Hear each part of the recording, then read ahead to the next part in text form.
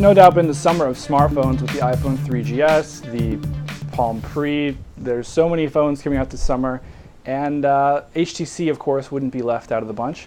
They announced a new phone called the Hero, and this phone won't be hitting the US for probably 6 months or so, but it does look to be HTC's new flagship.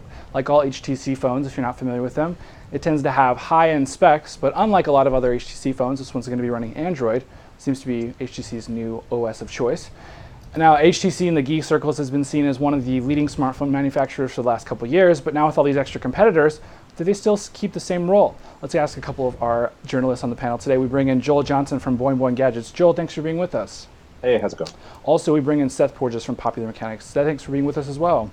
Thank you. So with the situation, of course, you and I have both heard of HTC for a long time, and I've, like most people, even used an HTC device at one point. Joel, do you think that with all these other smartphones, do you think HTC has room here, or are they kind of left out of the party now that iPhone OS is here? There's definitely still room. The market is a little different in the rest of the world than it is here, in that everybody's really tied to whatever phones their carrier actually has to give them, right?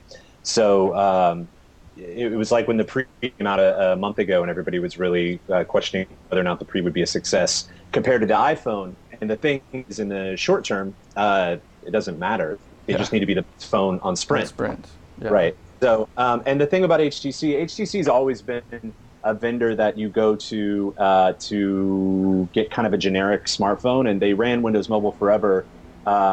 But switching to Android, they'll probably still sell to all their same clients, Verizon and all those people. So, I'm like the world's biggest iPhone fan. I think it's a tremendous product, but I think it's a longer battle even than probably the iPod was.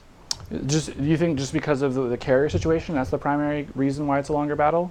Well, it's a carrier situation. They're more expensive. It's not the kind of thing you can buy as a gift for somebody, right? Like, you can't really buy somebody an iPhone that you don't know and say, oh, by the way, you've got to switch to AT&T now.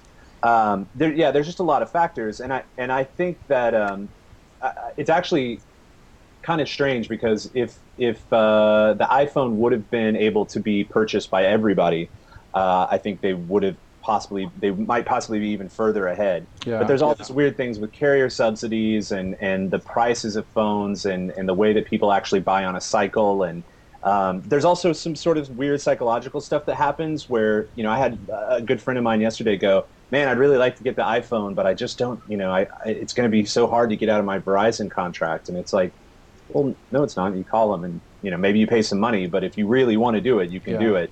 So it's just a weird marketplace that we're in. Seth, what's your take on the Hero? Do you think that this is going to be, a real competitor versus these other, big blockbuster phones, or do you think that it's more, just what HTC's continued to do over the years? Well, I actually played with the Hero for about 5 minutes a couple days ago, and it's actually a really cool phone. It's got this Teflon-coated back, and it's got that same sort of smudge-proof finish on the front screen that the 3GS iPhone has. It's a really decent feeling phone. It's got a weird little curved bottom. Not quite sure how pocket friendly it's going to be. But HTC as a company is sort of known for, not really having a big ego. Like, their label isn't slapped all over the phones the way other manufacturers are. It wasn't until, fairly recently that any phones were even branded as HTC phones. They're all the Sprint whatever. Or the T-Mobile whatever, Yeah. And it's only a year or two ago they even started putting their own logo on it. And they were always very, very closely linked with Windows Mobile and Microsoft. Their U.S. headquarters, it's a Taiwanese company. It stands for, I believe, like high-tech computers or high-tech computing. It's the most generic name of all time, right? Yeah, it's like IBM, like International Business Machines. Who the heck knows what that means? But I wonder if it means something else in Taiwanese or Taiwanese, great language. Yeah. But their headquarters in America are based out by Seattle, right like a mile or less than from the Microsoft headquarters. And their American presence was always sort of contingent on their relationship with Microsoft. And it's been really interesting to see them, in particular, become sort of the gung-ho Android phone company in America. Like, the G1 on T-Mobile is an HTC phone.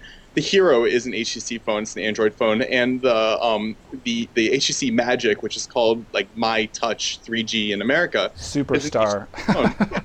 Yeah, and we're going to be seeing a bunch of other Android phones from other manufacturers come out very, very soon. But for now, HTC is the only one to actually give us anything at all in the market.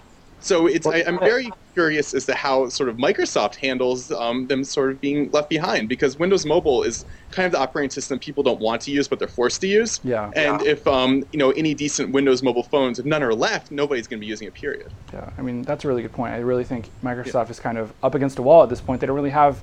I don't think anyone's pulling for them. I don't think that they have a compelling reason for anyone to pull for them, for that matter. So out of the blockbuster phones, Seth, since you've had some hands-on time, even if it was only 5 minutes, do you think that out of these blockbuster phones, this is really going to be a competitor for regular people, or do you think regular people are still just going to say, I like the iPhone because it syncs with iTunes?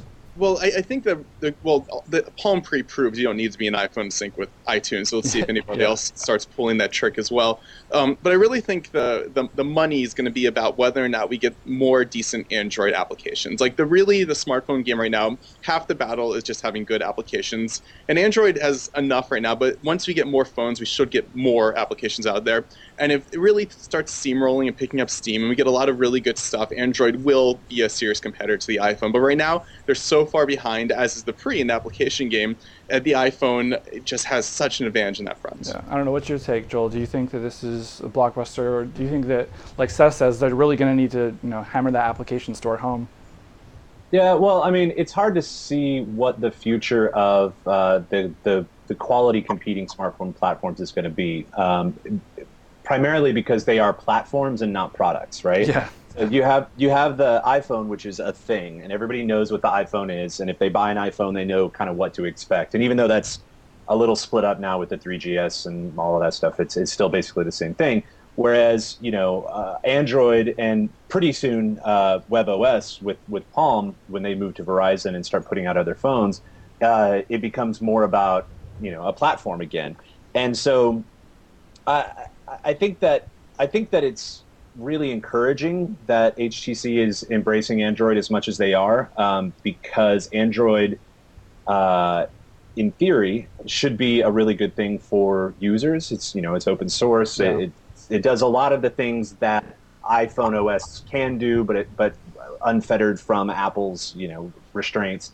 But it's also good to see a company like HTC sort of embrace it and shepherd it forward and actually add some improvements on the user interface and stuff like that, because Google's made it pretty clear that they're only going to do the bare minimum, basically. Right, like they're gonna come out, they're gonna put all the framework out there, yeah. But that's been the story for the last year with Android. Is kind of it's there, but there's no shine or no crazy, blow you out of the water. It's like the watchmaker analogy about God. Like they're making this watch and then letting the carriers handle it from there. It's interesting.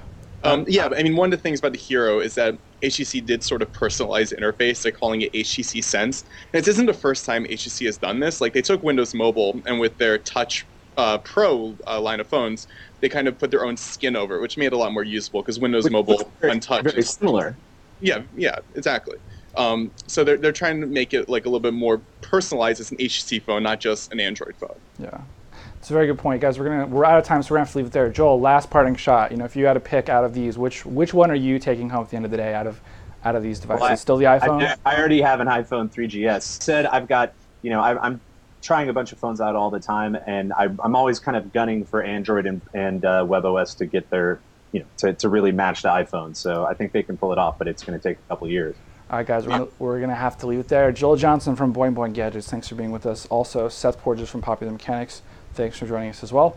I'm Randall Bennett, and subscribe to us on iTunes. We're there as well as everywhere else on the web. See you later.